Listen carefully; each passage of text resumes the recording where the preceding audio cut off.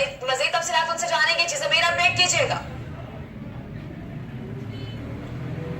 जी बिल्कुल, इस वक्त इंसाफ अदालत के कमरे के अंदर इस वक्त जो है वो समाअत जारी है और इंसाफ अदालत के जज मोहम्मद बशीर इस केस की समाअत कर रहे हैं। और आपको मैं तफसीलात बता दूं कि बिल्कुल मियां मोहम्मद नवाज शरीफ, कैप्टन रिटायर्ड सफदर और मरियम नवाज जो है वो मुकम्मल तौर पर इस वक्त भी अदालत के अंदर है। और ख्वाजा हारिस जो उनके वकील है वो वहाँ पे जो बयान कलमबंद किए जा रहे हैं उन पे जिरा कर रहे हैं। पहला जो बयान जिन पे कलमबंद किए गए पहले नासिर जजुआ के, उसके बाद जिरा भी की गई जिसपे ख्वाजा हारिस ने बाकायदा तौर पे उनसे पूछा कि 2017 में आप कहाँ पे थे और क्या कर रहे थे, जिसपे उन्होंने जवाब दिया कि 2017 में मैं जो है ड्यूटी पर तैनात था और नैब का एडिशनल डायरेक्टर था और अब भी मौजूद हूँ, काम कर रहा हूँ वहाँ पे। तो मजीद उन्होंने कहा कि क्या आपके पास क्या रिकॉर्ड था, तो उन्होंने बताया कि शहबाज हैदर ने मुझे जो है वो रिकॉर्ड फराहम किया था चौधरी शुगर मिल के हवाले से।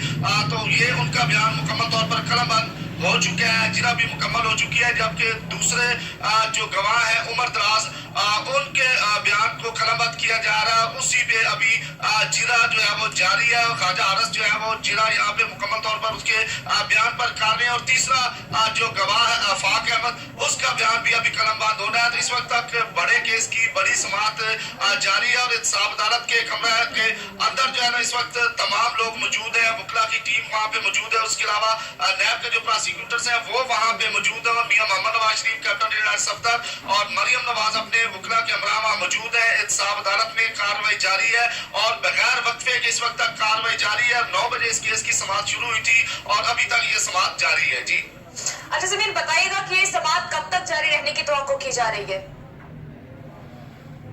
जी बिल्कुल, आज 3 गवाहों को तलब किया गया था और मुकम्मल हो चुकी है। दूसरे का बयान कलमबंद किया जा रहा है और उस पे भी जिरा मुकम्मल होगी। और तीसरा गवाह जो है आफाक अहमद, उसका बयान भी कलमबंद होगा और जिरा होगी।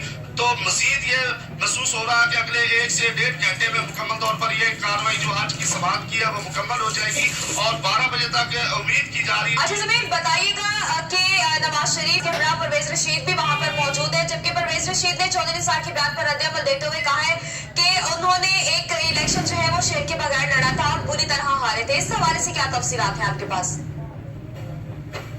जी बिल्कुल, ये इंसाफ अदालत में सेनेटर